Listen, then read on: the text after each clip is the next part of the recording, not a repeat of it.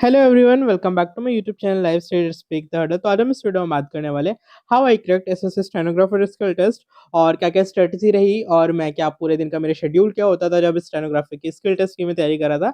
And there are lot of things that I will discuss in this video, तो अंत तक जुड़े रहिएगा। अगर आप इस चैनल पे नए हैं तो प्लीज मेक श्योर करना कि चैनल को सब्सक्राइब करना और वीडियो को ज़्यादा से ज़्यादा लोगों तक शेयर करना। So let me tell you a brief introduction of mine, कि पहले मैं बता दूं कि मैं गाइड करने वाला आपको होता कौन हूँ, तो क्योंकि पहला क्वेश्चन ये था कि who am I. So let me tell you, मैं एसएससी स्टेनोग्राफर बैच 2022 से सिलेक्टेड हूँ और मैं करेंटली डीओपीटी में वर्किंग हूँ और पिछले 2 साल से मैं ये जॉब कर रहा हूँ। एंड काफ़ी अच्छा एक्सपीरियंस है मेरा। एंड देन अगर मैं बात करूँ उससे पहले जो मैंने स्किल टेस्ट क्वालिफाई करे हैं मैं उसको भी थोड़ा सा बता दूँ और मैंने कितने रिटर्न्स क्वालिफाई किए हैं। सो मैंने 2019 में फर्स्ट अटेम्प्ट दिया था आफ्टर 12th। 2019 में ही मेरा 12th हुआ था। After that I crack the 2019 वाला मैंने एग्जाम दिया था। देन अनफॉर्चुनेटली मेरे स्किल टेस्ट क्वालिफाई नहीं हुआ था फॉर 1% एरर। और देन मैंने 2022 में दिया था, तो यहाँ पे सॉरी 2020 में दिया था, तो यहाँ पे मैं फाइनल मेरिट से आउट हो गया था और इसका टेस्ट मैंने क्वालिफाई कर लिया था। एंड द फाइनल सिलेक्शन मेरा 2022 में हुआ था। 2021 में कोई एग्जाम नहीं हुआ था। So that's all. और मैं करेंटली अभी डीओपीटी में वर्किंग हूँ। अगर आपको डीओपीटी के फुल फॉर्म नहीं पता है तो let me tell you, department of personal and training सबसे फेवरेट डिपार्टमेंट्स में से एक है, क्योंकि इसमें बहुत अच्छे फास्ट प्रमोशन है। सेकेंड, आपको परमानेंटली डेली पोस्टिंग मिलती है। So that is a thing जिसकी वजह से काफी लोग इसे ऑप्ट करते हैं। ठीक है। So let me tell you कि मेरा क्या डेली रूटीन रहता था स्किल टेस्ट के लिए और किस तरीके से मैंने स्ट्रेटेजी फॉलो की और क्या क्या चीजें मैं करता था। So I will tell you in brief. मैं कोशिश करूंगा ज्यादा से ज्यादा चीजों को आपको क्लैरिफाई कर पाऊँ और अच्छे से मैं आपको बता सकूँ।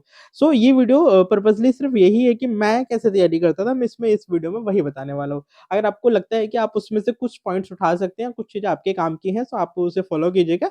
अदरवाइज ये है कि मेरी स्ट्रेटेजी की थी और आपकी स्ट्रेटेजी बिल्कुल अलग हो सकती है, क्योंकि we all are an individual personality. तो इस चीज़ का ध्यान रखिएगा, किसी को कॉपी करने की जरूरत नहीं है, बट हाँ उनमें से कुछ अच्छी चीज़ें ले सकते हैं कि हाँ भाई ये एक चीज़ अच्छी है, इस तरीके से हम इम्प्रूव कर सकते हैं। ठीक है। सो इस वीडियो को बनाने का मेन मोटिव वही है। So let's talk about this.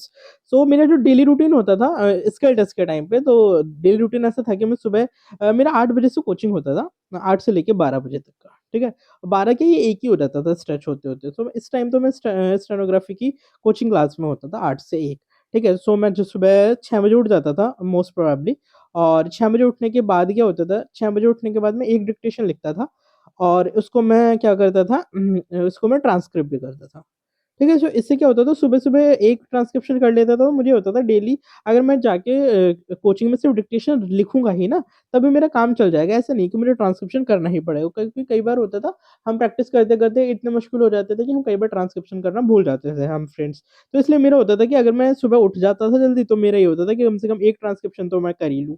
क्योंकि मुझे ये था कि डेली के मैं 3 ट्रांसक्रिप्शन करने की कोशिश करता था। ठीक है।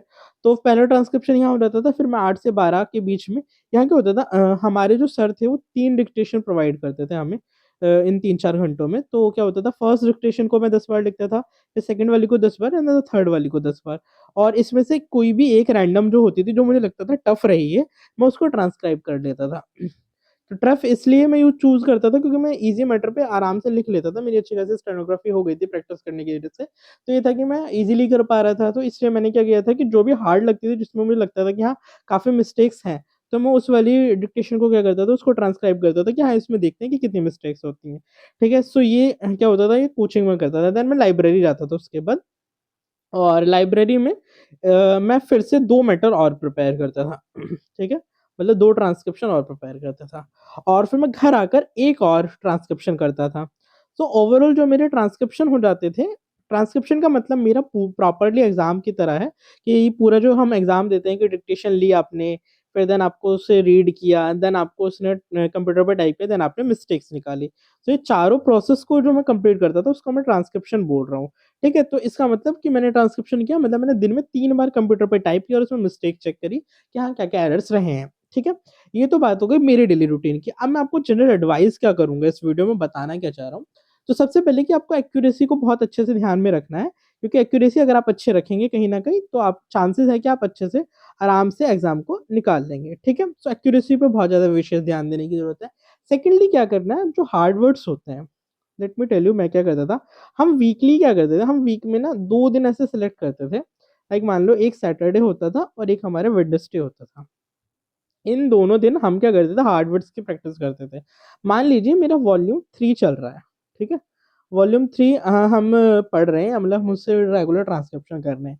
तो हम क्या करते थे, वॉल्यूम मान लो लास्ट की तरफ से हमने शुरू किया तो हमने वॉल्यूम 24 उठाया और वॉल्यूम 24 के हाफ में से, मतलब जैसे अगर 22 डिक्टेशन होती थी तो हम 11-11 डिक्टेशंस के हार्ड वर्ड मार्क कर लेते थे कि इस डिक्टेशन में क्या-क्या हार्ड वर्ड्स हैं। तो इसको क्या करते थे हम, जो वीकली सैटरडे होता था और वेडनेसडे होता था, उस दिन हम अपने सर को बोलते थे कि सर ये इसको ना डिक्टेट कर दो आप और हम लिख के देखेंगे, then we will check also the spellings. तो इससे क्या होता था, हमारी स्पेलिंग वाला पार्ट भी काफ़ी स्ट्रांग हो जाता था कि हम स्पेलिंग एरर नहीं करते थे जो हार्ड वर्ड्स होते थे। सेकेंडली इससे ये होता था कि हमारी जो हार्ड आउटलाइन्स होती थी, वो भी काफ़ी अच्छे से प्रैक्टिस हो जाती थी, ठीक है? क्योंकि इसमें हमारे सर मार्क्स वगैरह देते थे तो हमें भी थोड़ा-सा क्रेज़ होता था कि हम अपना बेस्ट देंगे और हम सबसे कम मिस्टेक्स ला लेकर आएँगे। सो दैट इज़ हाउ हम हार्ड वर्ड्स कर लेते थे और ट्रांसक्रिप्शन तो हम इतने कर ही रहे थे कि बहुत ज़्यादा मैटर करने की ज़रूरत होती नहीं थी।